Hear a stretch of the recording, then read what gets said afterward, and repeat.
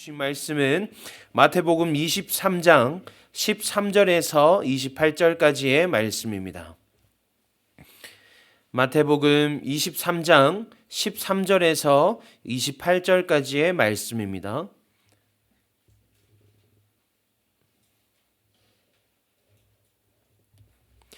우리 한 절씩 교독하신 후에 마지막 28절의 말씀은 함께 읽도록 하겠습니다.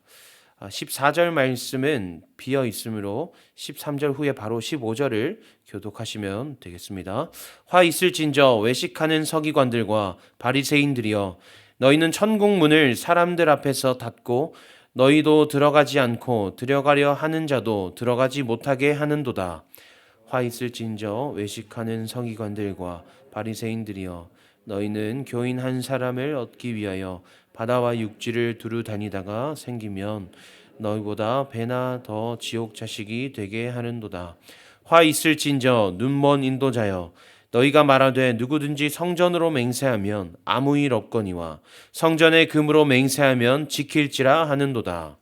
어리석은 맹인들이여, 어느 것이 크냐, 그 금이냐, 그 금을 거룩하게 하는 성전이냐. 너희가 또 이르되 누구든지 제단으로 맹세하면 아무 일 없거니와 그 위에 있는 예물로 맹세하면 지킬지라 하는도다. 맹인들이여, 어느 것이 크냐, 그 예물이냐, 그 예물을 거룩하게 하는 제단이냐. 그러므로 제단으로 맹세하는 자는 제단과 그 위에 있는 모든 것으로 맹세하며, 또 성전으로 맹세하는 자는 성전과 그 안에 계신 이로 맹세하며, 또 하늘로 맹세하는 자는 하나님의 보좌와 그 위에 앉으신 이로 맹세함이니라.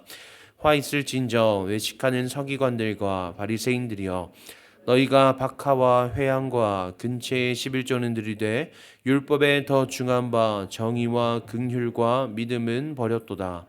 그러나 이것도 해가고 저것도 버리지 말아야 할지니라. 맹인된 인도자여, 하루살이는 걸러내고 낙타는 삼키는도다. 화 있을진저 외식하는 서기관들과 바리새인들이여, 잔과 대접의 겉은 깨끗이 하되 탐욕과 방탕으로 가득하게 하는도다. 눈먼 바리새인이여, 너는 먼저 안을 깨끗이 하라. 그리하면 겉도 깨끗하리라. 화 있을진저 외식하는 서기관들과 바리새인들이여, 회칠한 무덤 같으니 겉으로는 아름답게 보이나 그 안에는 죽은 사람의 뼈와 모든 더러운 것이 함께 있습니다. 이와 같이 너희도 겉으로는 사람에게 옳게 보이되 안으로는 외식과 불법이 가득하도다. 아멘. 오늘 우리에게 주신 말씀을 가지고 있는 모습 그대로라는 제목으로 함께 말씀을 나누고자 합니다. 본문을 포함해서 마태복음 23장 1절에서 33절까지의 말씀에는 예수님께서 이 서기관과 바리새인들에 대하여서 8가지의 꾸짖음을 행하시는 것을 볼 수 있습니다. 1절에서 12절까지의 말씀은 어제 나누었던 대로 그들이 스스로 높아지려 하는 것에 대해서 예수님은 꾸짖으셨습니다. 그리고 13절부터의 말씀에서는 7번의 화 있을진저라는 표현의 반복을 통해서 예수님께서는 그들을 반복해서 다시 한번 꾸짖으십니다. 오늘 본문에 꾸짖음을 당하는 자들은 어떤 자들입니까? 외식하는 자들입니다. 외식하는 서기관과 바리새인들이여 라고 예수님께서 콕 집어서 외식하는 자들을 향해서 꾸짖으시고 계신 것을 우리가 볼 수 있습니다. 외식하는 것이 무엇일까요, 여러분? 밖에서 밥 먹는 것 아닙니다. 네, 한 성경학자는 이 외식하는 자에 대해서 종교적인 연극 배우와 같은 사람이다라고 이야기합니다. 이 범죄자 역을 맡은 배우가 실제로는 그 본질적으로는 범죄자가 될 수 없듯이 이 외식하는 자는 마치 예수님을 믿는 것처럼 행동하고 생각하고 표현하지만 본질적으로는 믿는 사람이 아니다라고 표현하는 것이죠. 이 외식하는 서기관들과 바리새인들의 관심사는 오직 겉모습뿐이었습니다. 그들이 주목했던 것은 성전의 거룩함이 아니라 성전에 놓여있는 금이었습니다. 그리고 제단의 거룩함에 주목한 것이 아니라 제단 위에 놓여있는 예물에 주목했습니다. 이 보이는 것만을 중시했던 그들을 향해서 예수님께서는 외식하는 서기관과 바리새인들이여, 회칠한 무덤 같으니 겉으로는 아름답게 보이나 그 안에는 죽은 사람의 뼈와 그 모든 더러운 것이 가득하도다라고 말씀하십니다. 이 더러운 것은 25절의 표현대로 생각하면 탐욕과 방탕이다라고 생각할 수 있습니다. 결국 이 외식하는 자는 겉으로는 깨끗하게 보이지만 그 속에는 탐욕과 방탕이 가득 찬 사람으로서 이 하나님을 믿는 자로서의 본질과는 상관없이 하나님은 어떤 분이시냐, 하나님을 믿는 자는 어떻게 살아야 하는 것이냐, 그 진리와는 상관없이 자기 생각과 자기 기준 그리고 자기 가치를 중심으로 거칠해하는 사람이다라는 것을 알 수 있습니다. 외식하는 자들을 향한 8번의 꾸짖으심은 마태복음 5장에서 나타나는 8번의 복을 주심, 그 8가지의 복 주심과 대비되는 일입니다.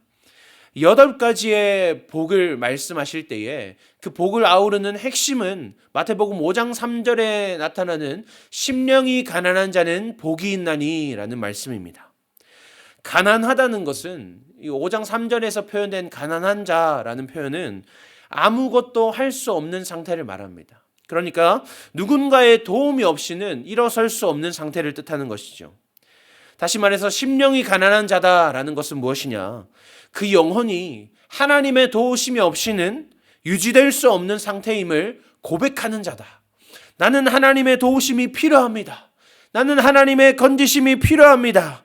끊임없이 자신을 비우고 하나님을 채우기를 갈망하는 자가 바로 천국을 선물로 받는 이 복을 받는 사람이다라는 것입니다.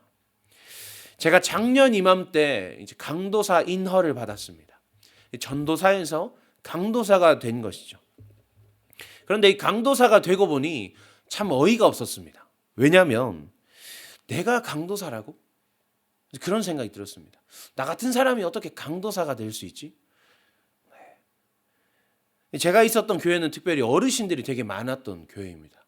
그런데 그 어르신들이 저에게 강도사님 하면서 이렇게 인사를 하시는데 너무 송구스러웠습니다. 너무 뭐라 해야 되죠? 나 같은 사람이 이런 인사를 받을 자격이 있는가?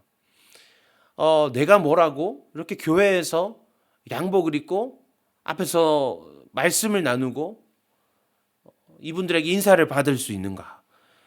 그런 생각을 했습니다. 제가 너무 턱없이 부족하다는 것을 스스로가 너무 잘 알고 있었기 때문입니다.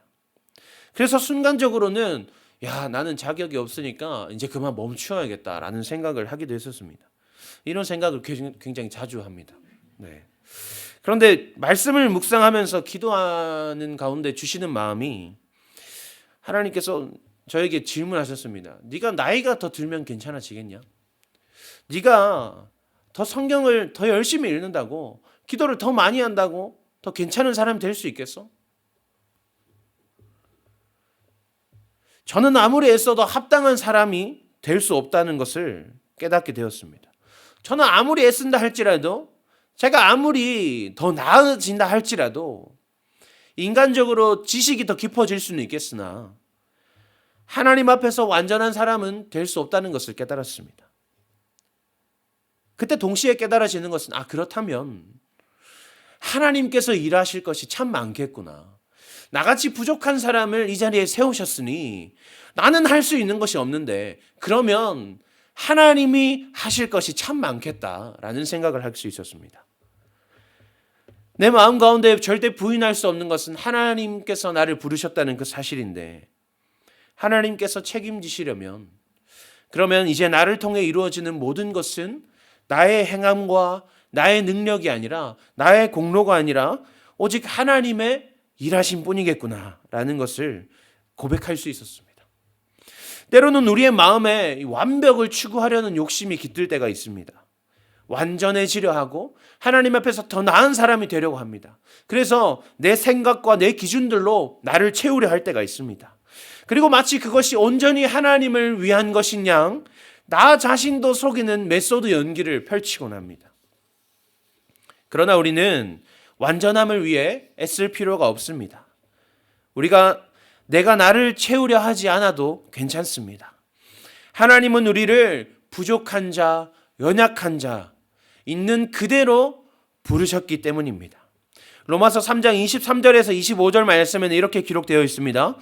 모든 사람이 죄를 범하였음에 하나님의 영광에 이르지 못하더니 그리스도 예수 안에 있는 성령으로 말미암아 하나님의 은혜로 값없이 의롭다 하심을 얻은 자 되었느니라.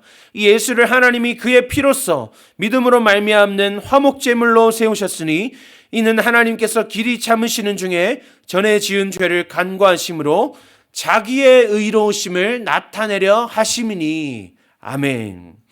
모든 사람이 죄를 범하였음에 하나님의 영광이 이르지 못하는 그 상태였지만 인간의 어떤 노력이나 공로로서 하나님 보시기에 합당한 자가 되어 하나님께서 예수 그리스도로 화목제물로 보내주신 것이 아니라 여전히 하나님의 영광이 이르지 못하는 상태였음에도 불구하고 하나님께서는 자기의 의로우심을 나타내기 위해서 우리를 부르셨다라는 것입니다. 우리의 여전한 부족함은, 우리의 여전한 죄인됨은 하나님의 의로우심을 드러내는 통로가 될 수 있다는 것입니다. 사랑하는 여러분, 하나님 앞에 꾸밈없이 나아가는 우리가 되기를 소망합니다. 척척할 필요 없습니다. 우리의 모든 연약함도, 우리의 여전한 죄인됨도 하나님이 역사하실 통로로 사용될 수 있도록 그저 하나님 앞에 있는 모습 그대로 나아가는 우리가 되기를 소망합니다. 우리가 하나님 앞에 거칠을 다 벗어버리고 나아갈 때에 하나님께서는 우리의 연약함을 통하여서 우리 개인의 인생과 우리의 모든 삶의 터전 가운데 하나님의 나라를 이루어 가실 것입니다. 할렐루야. 기도하겠습니다. 하나님, 여전히 연약하고 죄인된 우리를 오늘도 은혜의 자리로, 회복의 자리로 부르시니 감사합니다. 하나님, 우리는 완전해지려 했습니다. 나를 채우려 했습니다. 하나님, 그러나 그 모든 것은 하나님이 꾸짖으시는 외식하는 것이라는 것을 깨닫습니다. 이제 우리를 돌이키게 하셔서 있는 모습 그대로 하나님 앞에 나아가게 하여 주시옵소서. 우리의 연약함을 들어 하나님의 영광으로 사용하여 주시옵소서. 우리의 약함을 하나님의 강함으로 바꾸실 줄 믿사오며 살아계신 예수 그리스도의 이름으로 기도합니다. 아멘. 이 시간 주신 말씀 생각하며 기도하기 원합니다. 먼저는 우리의 외식했던 지난날을 회개하기 원합니다. 하나님, 이제는 나의 나됨을 벗어버리게 하시고 내가 나를 채우려 했던 그 모든 연약함을 벗어버리게 하시고 온전히 하나님 앞에 연약함 그대로 나아가게 하여 주시옵소서. 또한 둘째는 하나님, 우리의 연약함을 있는 그대로 받으시고 하나님의 완전하심으로 채우시사 하나님의 영광의 통로로 우리의 삶을 사용하여 주시옵소서. 우리 두 가지 기도 제목으로 기도하신 후에 각자의 기도 제목으로 하나님 앞에 나아가도록 하겠습니다. 함께 기도하시겠습니다.